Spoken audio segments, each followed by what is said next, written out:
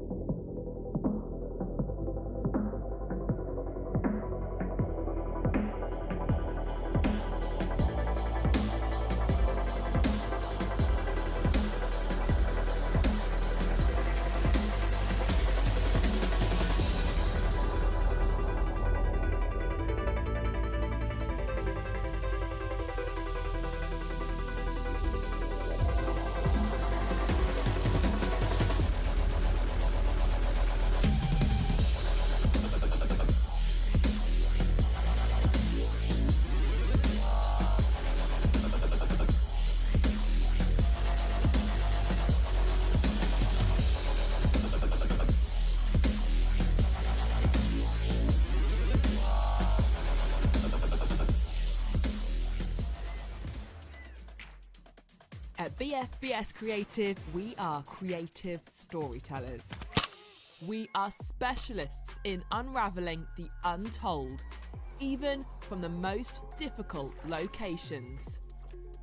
We help you reach the audiences you need to reach.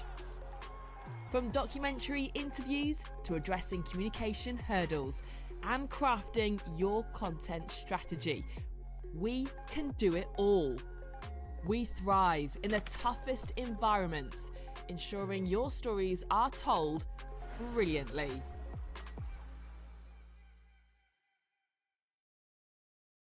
Good evening, everybody. Welcome back to the RAF Stormshadows channel.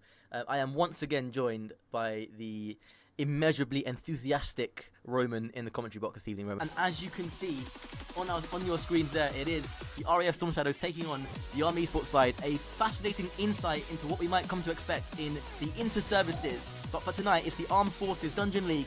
Let's get this show started. Carries this forward, gets 50 with Fraz. Ed, get into that one. Envy tucks it away. And as I say, they need an opening goal. They have managed to get one here, 1-0. Frazic, though, does some nice defensive work.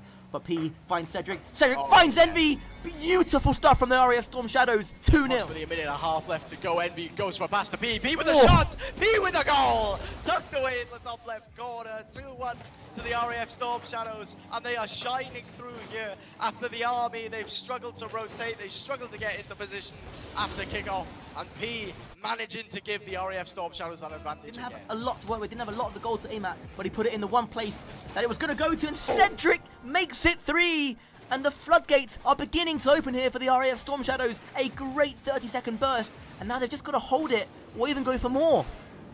Air power wins matches in Rocket League, and you can't tell me otherwise as Ed will tuck that one away, and the Stormshadows have the advantage here with 3 minutes left to go.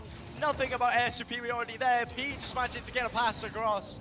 A very strong 50 indeed, and Ed had an entire net to tuck it away. 1-0 to the Stormshadows, and the Army, they've been crumbling since game 3. To control this one and take it downfield, intercepted immediately by Ed, and this pressure from the Stormshadows has been relentless, and Envy, the man from Cosford, will tip this away to make it 2-0, and almost an improbable comeback for the Army to try and pull off with 90 seconds left to go. The way they've been playing, the RAF Stormshadows, they're currently unstoppable. The RAF Stormshadows, an incredible goal.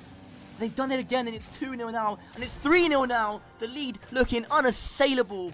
He gives Ed some time here on the sidewall. gets it up. P is on the backboard lurking. Is Ed going to get this one away? No, but Envy's going to be there. Envy's going to tuck it away. It's 4-1 to the RAF Stormshadows. Rose-tinted glasses are on, and I don't care. It is game over. The RAF have trampled the army. 4-1, could be 5-1. I don't care what the scoreline is. It's going to be game over with 1:06 left to go. You're going to have me in the commentary box. I'm going to be hyping the boys the entire time, not just the Stormshadows, the Sentinels and the Shadows as well. As this game comes to a close with almost P tucking away a very nice shot there, just drops at the death. Stormshadows 3, the Army Sparrows 1, and well, the Stormshadows did it in fashion late on. Hi, I'm AS1T Stelios Elia. In-game, I am known as SE1997.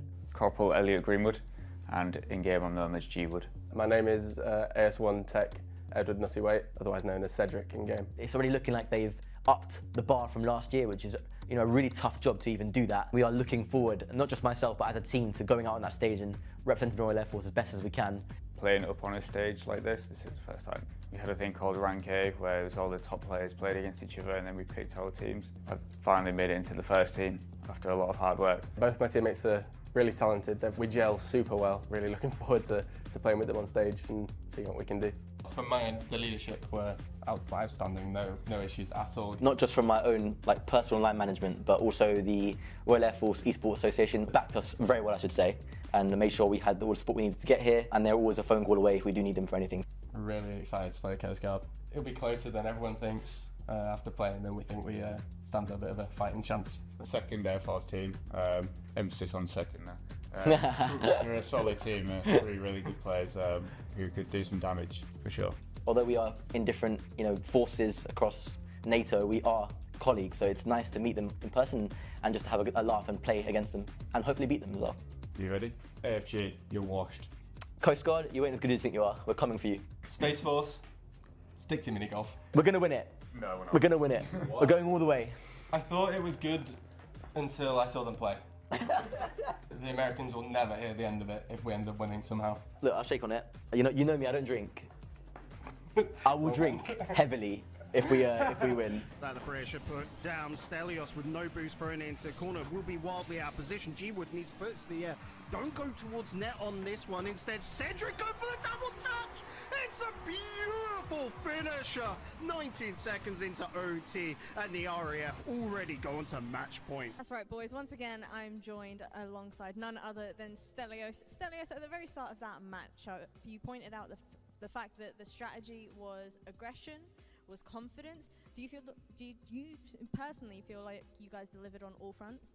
Yeah, it was a series that we just stuck to the plan and executed it to perfection. I felt really good myself. I felt the other boys also played their part individually, and then we executed the plan as a team together. It was almost perfection, which means we've got to live up to that in the next round as well. So we can't just rest on our laurels. We've got to take it forward. Well, for you personally, you were the first one to score goals across, I think, 2 or 3 of those matches that we saw there as well. Was that part of the game plan for you to be the force of nature, as it were, in this matchup? I'm certainly a force of nature, but usually not in front of goal. It's usually Cedric or G-Wood that are bagging the goals when it counts. However, the way we're set up is, it doesn't matter who has the chance to score. It could be any one of us. The way we play, we create spaces for anyone to score. And it just so happened that it was me that was in the prime position to put it in the back of the net, and thankfully I did.